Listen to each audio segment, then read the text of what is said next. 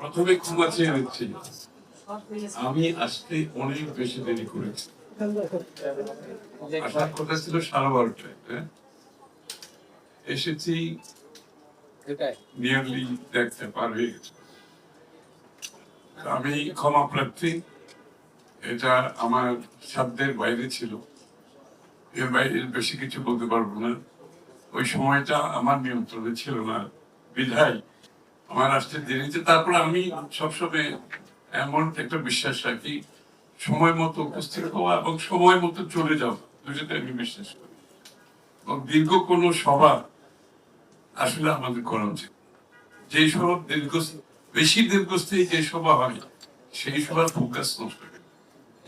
এগুলো কম কম সময়ের মধ্যে we should learn how to make the most of time.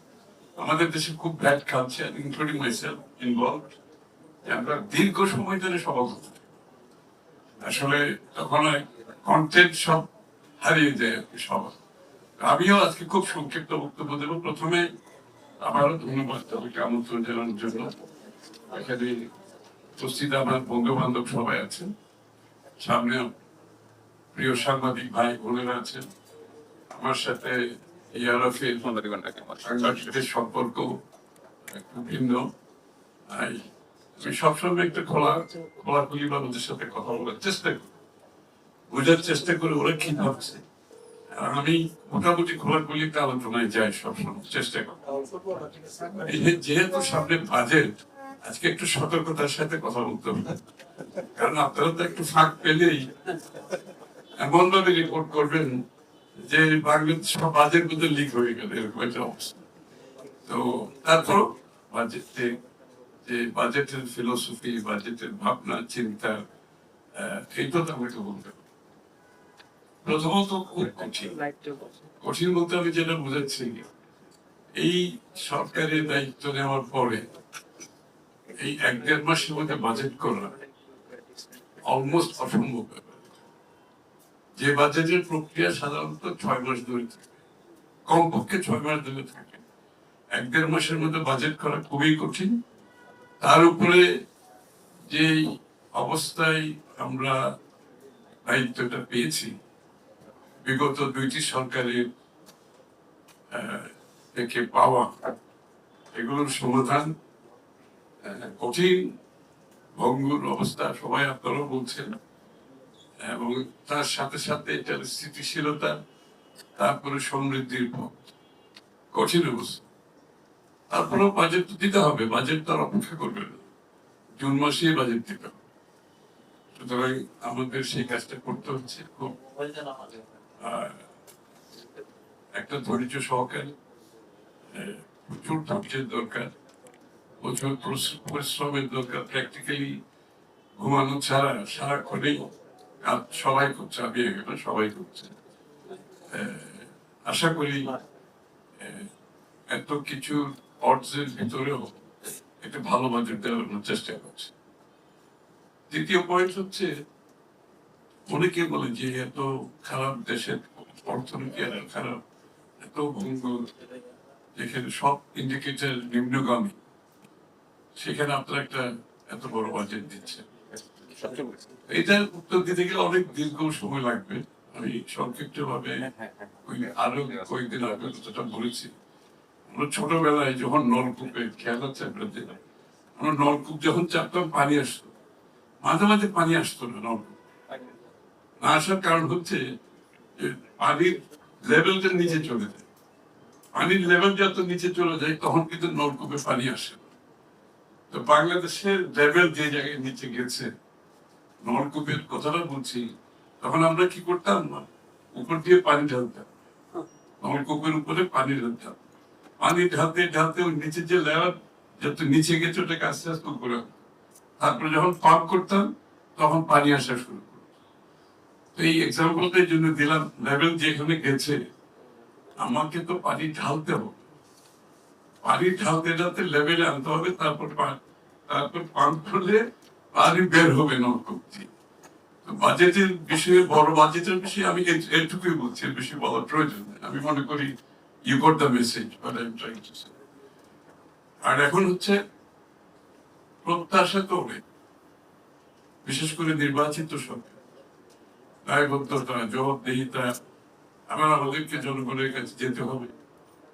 সুতরাং এই প্রত্যাশা আর একটা বড় দীর্ঘ সময় একটা স্বৈরশাসক আন্দোলনের মাধ্যমে যে পরিবর্তন, এখানে প্রত্যাশা তো আকাশ সম্পদ কম। তো এর মধ্যে আমাদেরকে জনগণের প্রত্যাশা পূরণের জন্য চেষ্টা করতে। একটা কথা আমি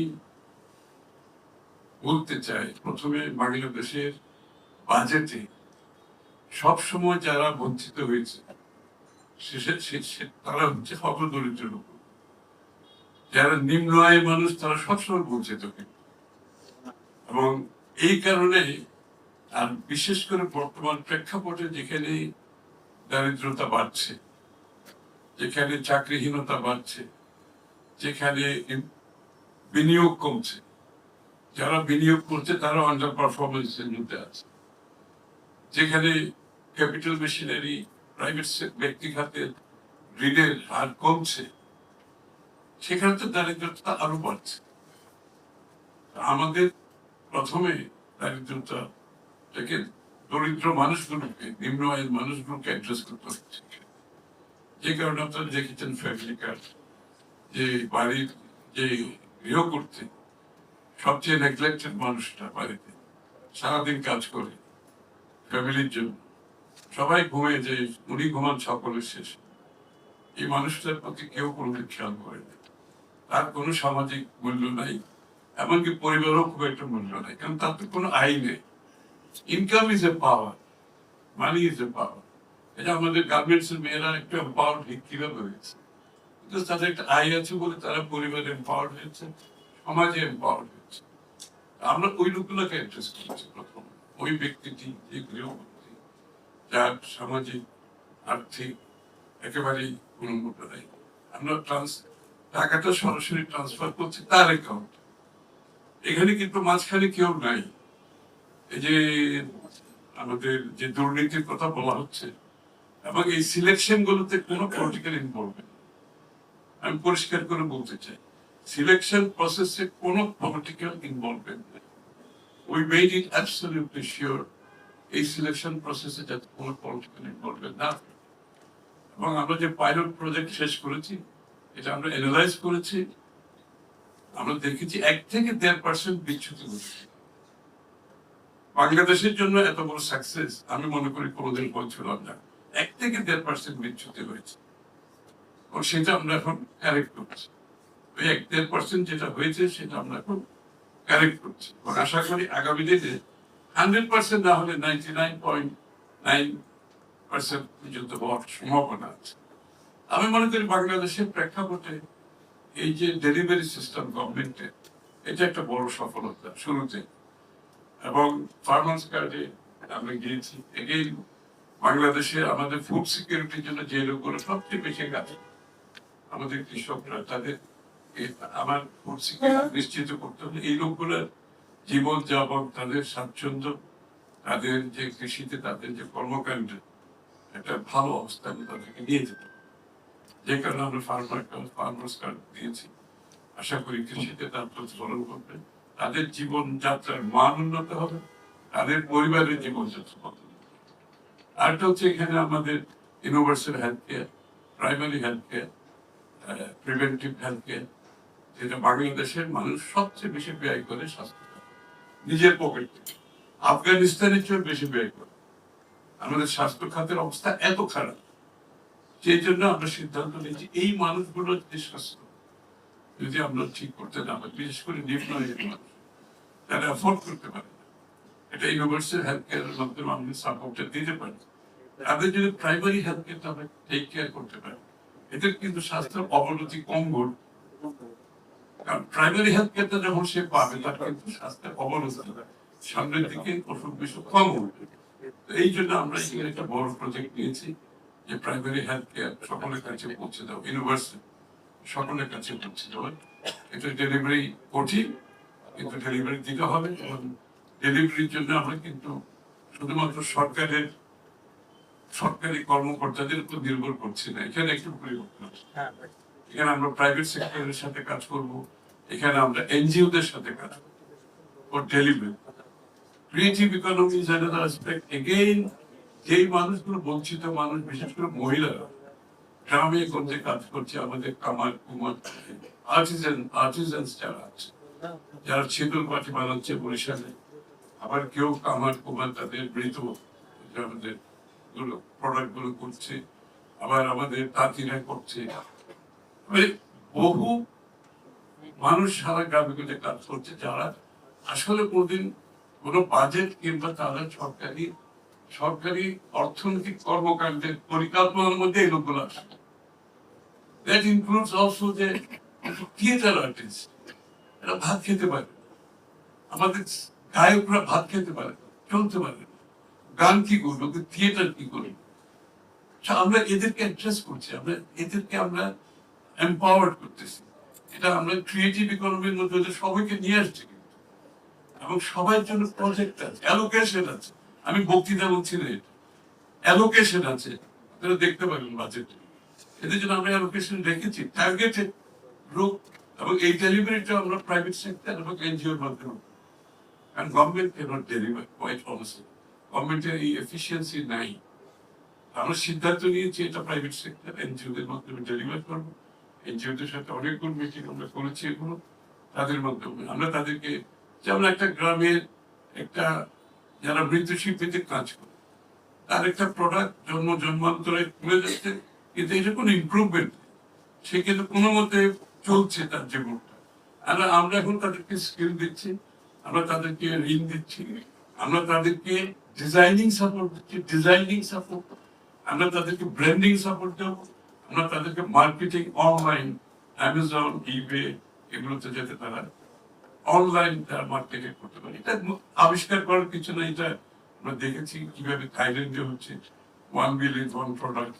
আমরা ওই লাইনে এই লোকগুলোকে আমরা সাপোর্ট দেবো, এই লোকগুলোর ইনকাম বাড়বে, তাদের এমপ্লয়মেন্ট বাড়বে, জীবনযাত্রার মান বাড়বে, তারা যে টাকাটা খরচ করবে এটাই তো জিডিপি। জিডিপি কি? আমরা যে টাকাটা খরচ করি দ্যাট ইজ জিডিপি। খালি জিডিপি খালি ইন্ডাস্ট্রির থেকে আসবে এই ধারণা থেকে সরে আসবে। এই সমস্ত মানুষের কর্মকাণ্ডের মাধ্যমে জিডিপি বাড়বে। থিয়েটারে যখন আমরা যাই, যে থিয়েটারের ticket GDP, it is GDP. কিন্তু স্টেডিয়ামে যখন আমি খেলা দেখতে যাই, আমি যেটা কিনি দ্যাট ইজ জিডিপি। এগুলো সবগুলো মিলেই তো জিডিপি। সুতরাং আমাদের জিডিপির কনসেপ্ট চেঞ্জ করতে হবে, এবং জিডিপি খালি শিল্প কারখানা থেকে আসবে এইটা ভুলতে হবে। বিশ্বের উন্নত দেশগুলোতে তাদের জিডিপির কম্পোজিশন দেখলে দেখবেন যে এই ক্রিয়েটিভ সেক্টর থেকে বিশাল অংশ আছে। সো আমাদের দেশ আমাদের ক্রিয়েটিভ সেক্টরে আমরা অনেক জোর দিচ্ছি। আমরা এখানে অলরেডি কিভাবে কাজ করব, প্রত্যেকটা কথা হচ্ছে বটম লাইন হচ্ছে বাংলাদেশের প্রত্যেকটি মানুষ, প্রত্যেক গোষ্ঠী আমাদের অর্থনৈতিক কর্মকাণ্ডে আসতে হবে। এই জন্য আমরা একটা টাইটেল দিয়েছি, স্লোগান দিয়েছি, democratisation of the economy. Democracy খালি ভোটের জন্য থাকবে, রাজনীতির জন্য থাকবে, কিন্তু অর্থনীতির জন্য থাকবে না, এটা তো হতে পারে। So we are democratising the economy. Slogan হচ্ছে অর্থনীতিকে গণতন্ত্রায়ন করা, সবগুলো মানুষের সমান অধিকার থাকবে অংশগ্রহণ করার জন্য, এবং অর্থনীতির সুফল তার বাড়িতে বুঝতে হবে। This is the idea. আমাদের যে ফিলোসফি, আমাদের যে দর্শন বাজেটের এর মধ্যে আছে। আর এর মধ্যে যারা শিল্পপতিরা আছেন, যারা সরকারকে যেই করের মাধ্যমে সরকার দেশ পরিচালনা করে, তাদেরকে আমরা প্রোটেক্ট করতে হবে। প্রাইভেট সেক্টর, বিএনপির জন্ম হয়েছে কিছু চিন্তা থেকে, ভালো। একটা হচ্ছে ব্যক্তি খাতের মাধ্যমে দেশের উন্নয়ন, ইকোনমিকে ড্রাইভ করে কিন্তু প্রাইভেট সেক্টর। সরকার তো ইকোনমি করবে, সরকার ফ্যাসিলিটেট করবে, সরকারের দায়িত্ব হচ্ছে ফ্যাসিলিটেট করে। কিন্তু আমাদের দেশের সরকার হচ্ছে বাধাগ্রস্ত করা হচ্ছে আমাদের কাজে, যেগুলো একটা বললেন, যত বেশি বাধাগ্রস্ত করা যায় ব্যবসা বাণিজ্য অ্যাক্টিভিটিসে, এটাই মনে হয় নিয়ন্ত্রণটা হচ্ছে সরকার। আমরা সেখান থেকে বেরিয়ে আসতে চাই। এক কথায় বলছি, আমি যত পারমিশন যতগুলো আছে সবগুলো টাইম ফ্রেমের মধ্যে সিদ্ধান্ত দিতে হবে। This is our decision, time frame. Alam Chowdhury সাহেব বলছেন ওনার কি মিউটেশনে, আরেকজন বলবে আমার লাইসেন্সে, আরেকজন বলবে আমার ইলেকট্রিক বিল দিতে, আরেকজন বলবে আমার পাসপোর্ট দিতে। এগুলো শেষ নাই। আমরা এখন বলছি everything has to be done in time frame, simple period, কোনো কম্প্রোমাইজ নেই ব্যাপার।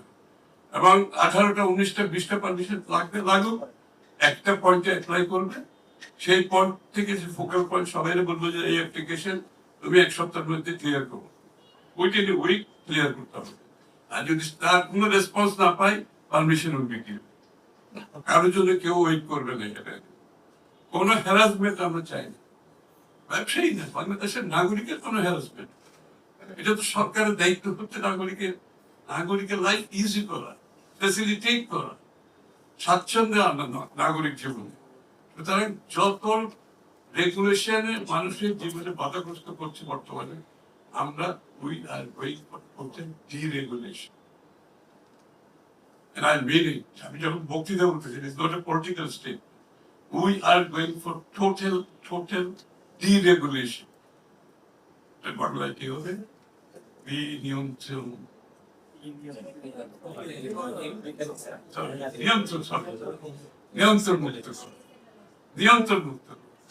নিয়ন্ত্রণ থেকে আমরা বেরিয়ে আসতে চাই। এই জাতি অনেক নিয়ন্ত্রিত হয়েছে, সাধারণ মানুষ নিয়ন্ত্রিত হয়েছে, ব্যবসায়ীরা হয়েছে, সাংবাদিকরা হয়েছে, সবাই হয়েছে, কেউ বাইরে নেই।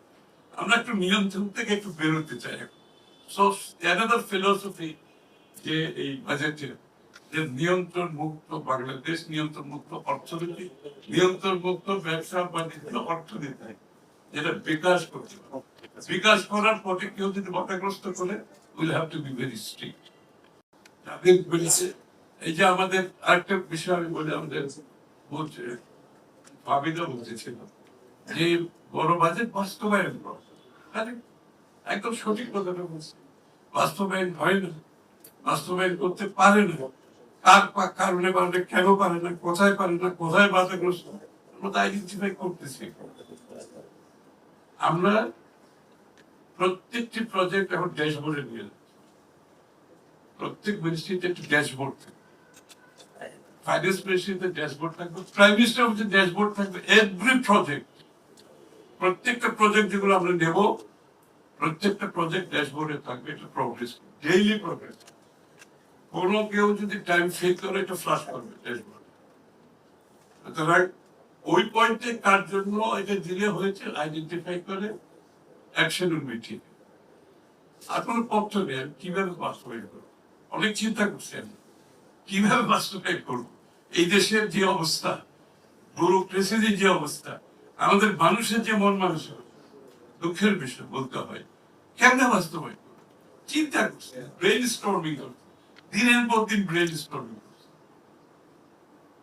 আমাদের নিজেদের মধ্যে নিজের সাথে ডিবেট করেছে অনেক সময়, আমি আমার সাথে ডিবেট করেছি, মাই ওন মাইন্ড আমি ডিবেট করেছি, how to come out of this quagmire, এখান থেকে বেরোবো। সো আই থিঙ্ক আমি অতটুকু বলতে পারি যে আমাদের পক্ষে সর্বোচ্চ চেষ্টা করা হবে এই নিয়ন্ত্রিত অর্থনৈতিক কর্মকাণ্ড থেকে বেরিয়ে আসা। আশা করি আপনি একটু সময় দেবেন, একটু ধৈর্য ধরতে হবে, কারণ এখান থেকে এই যে ভঙ্গুর অর্থনীতি থেকে স্থিতিশীল সমৃদ্ধির পথটা সহজ নয়, এটা সহজ হবে না, এটা আপনাদের সাপোর্ট হবে।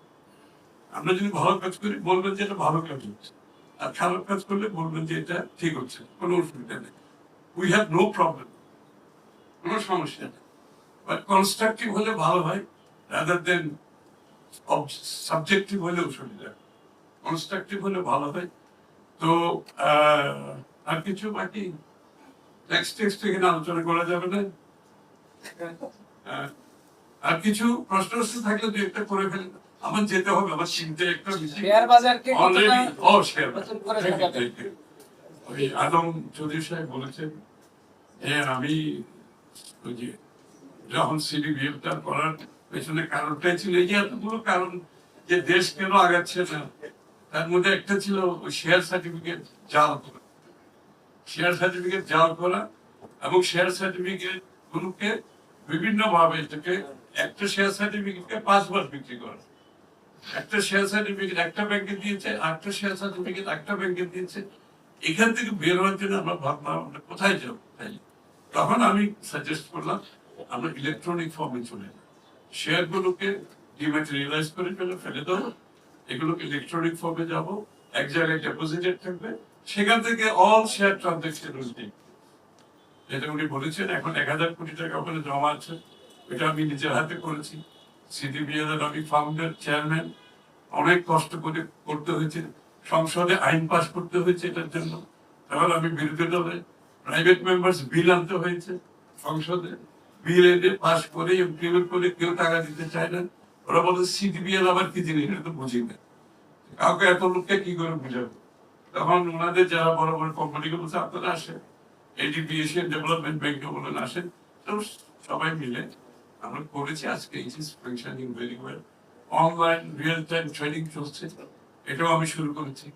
আগে সব ওই যে ফ্লোরে চিল্লাচিল্লি হতো, ভিতরে কি হচ্ছে কেউ জানতো না, ওরা বের হয়ে ওদের মতো কাজ করতো। আমি বললাম এটা অনলাইন রিয়েল টাইম, যার অফিস থেকে সবাই ট্রেন করবে, এখন করতেছে, বিউটিফুলি চলতেছে। কিন্তু বিগত দিনগুলোতে কি হয়েছে আমি ওদিকে যাবো না, বারবার লুটপাট করে করে শেয়ার বাজারের অবস্থা খারাপ।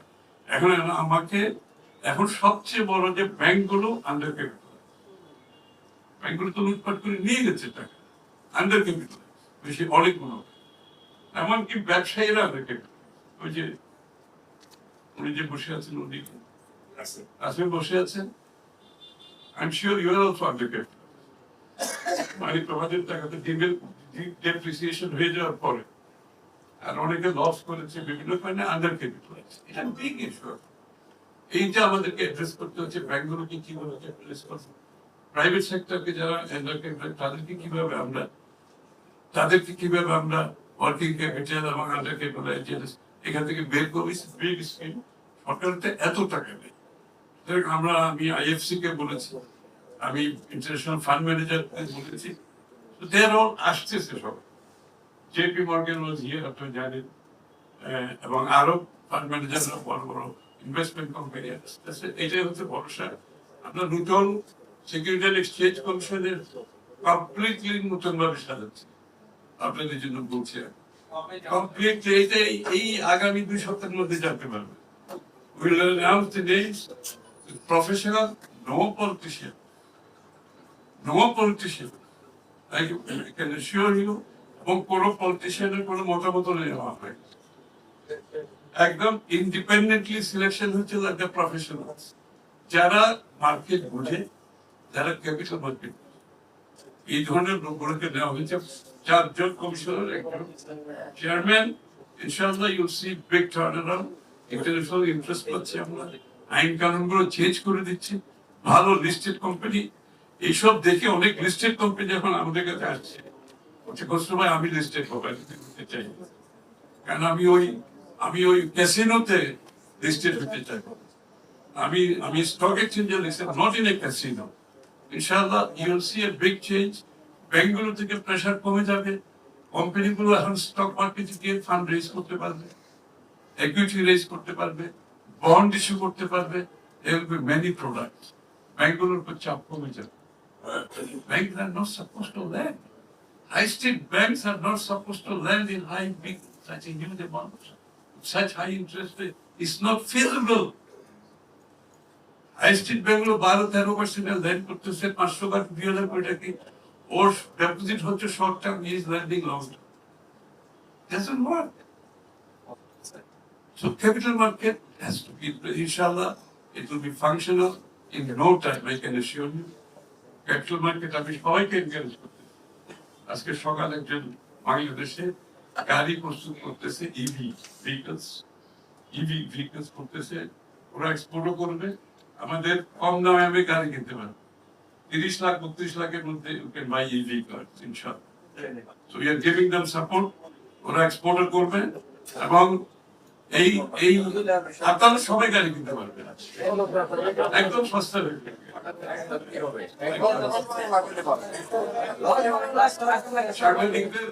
সাংবাদিকদের ভাই বোনদের এখন চিন্তা নেই। আমাকে যেতে হবে, সরি আমার একটা মিটিং দেরি হয়ে গেছে।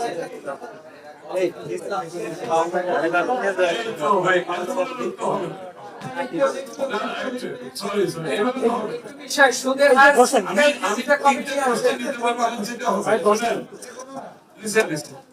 আমার আমার বাজেটের পরে আপনাদের সাথে আবার বলবো, ঠিক আছে? আজকে আপনাকে মাফ করতে হবে, আমার একটা important meeting, already I am late, আমাকে যেতে হবে। 3টা প্রশ্ন নেব, 3টা প্রশ্ন। স্যার আমি ডায়াস থেকে একটা কোশ্চেন করতে চাই স্যার। আপনার সাথে তো ক্যাপিটাল মার্কেট বোঝা হয়ে গেছে তো না? ঠিক আছে। স্যার হলো যে আফগানিস্তানের কথা আপনি বলছেন, আমাদের স্বাস্থ্য বেশি, আমাদের ইনফ্লেশনটাও স্যার তাদের প্রায় দ্বিগুণ স্যার, 5% ইনফ্লেশন, এবং স্যার 4 বছর ধরে স্যার। তো স্যার প্রাইভেট সেক্টরে যারা স্যার আপনার কর্মজীবী আছে তারা স্যার কিভাবে বাঁচবো স্যার? আপনার বাজেটে তাদের জন্য কি কোনো দিক নির্দেশনা থাকবে কিনা, এটা স্যার একটু যদি বলতে পারেন স্যার। আর ইসলামী ব্যাংক নিয়ে স্যার অনেক রাজনীতি হচ্ছে মনে হয়, আর কি হচ্ছে আমরা বুঝতে পারছি না স্যার। এটা বাজেটের অংশ না। Don't get mixed up. আমি ওনার প্রশ্ন উত্তর দিই। আমরা শুরু করেছি একেবারে হত দরিদ্র থেকে উপরের দিকে উঠতেছি, শুরু করেছে হত দরিদ্র, বড় লোকদের দিয়ে শুরু করিনি এদের। হ্যাঁ তো করো, কারণ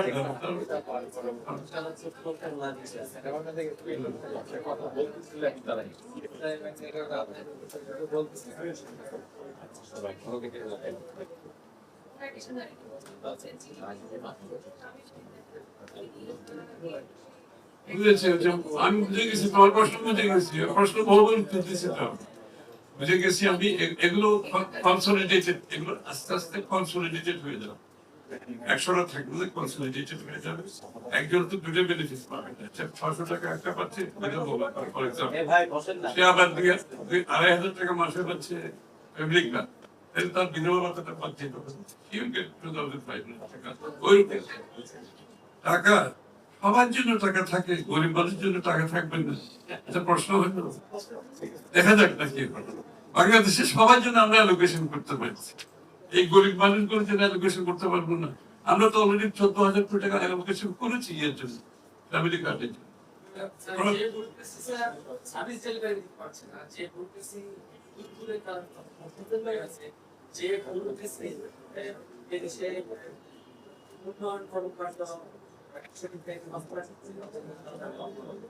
বুঝেছি বুঝেছি, আমি বুঝে গেছি। আচ্ছা বুঝে গেছি, ঠিক আছে, এটার উত্তর এখানে দেওয়া যাবে। ইসলামী ব্যাংক অবশ্যই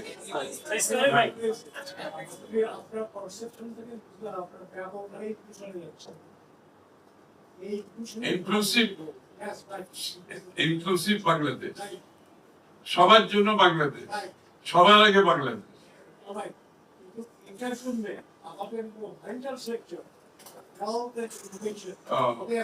এটা তো আবার সময় লাগবে।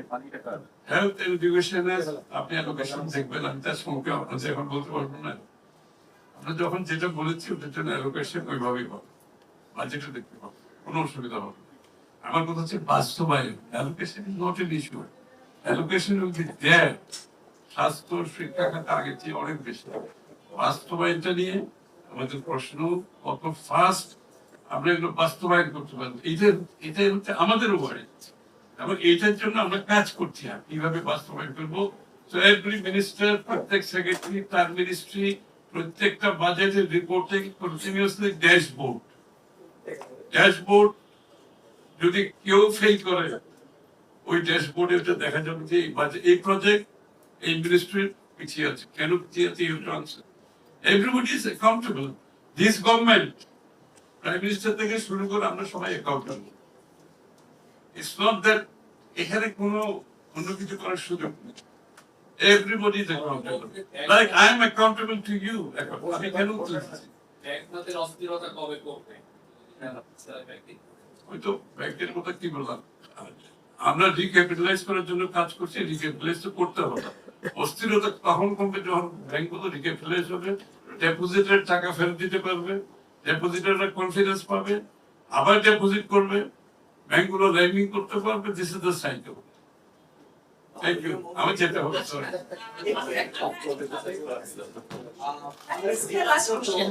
এটা শেষ।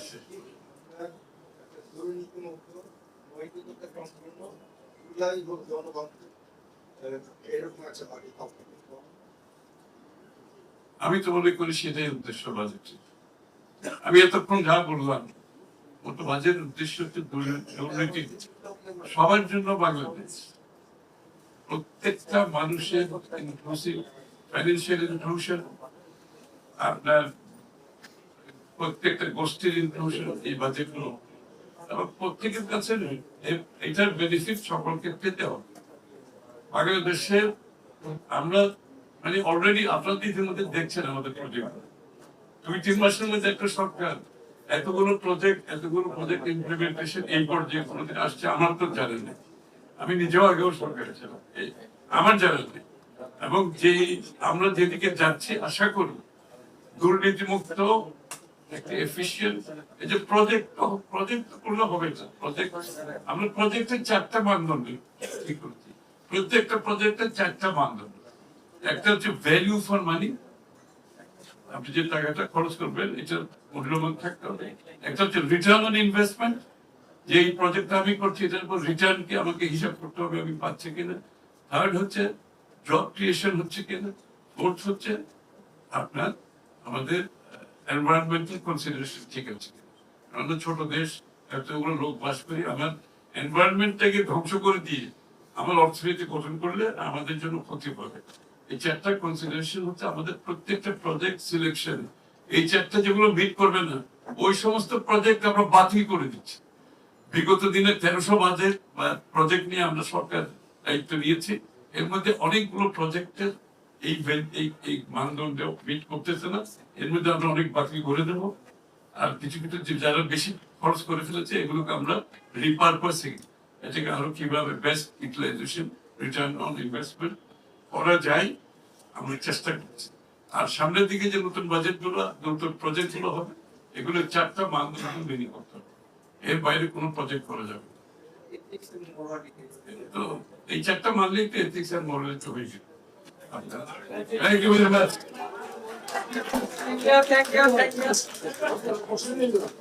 ধন্যবাদ মাননীয়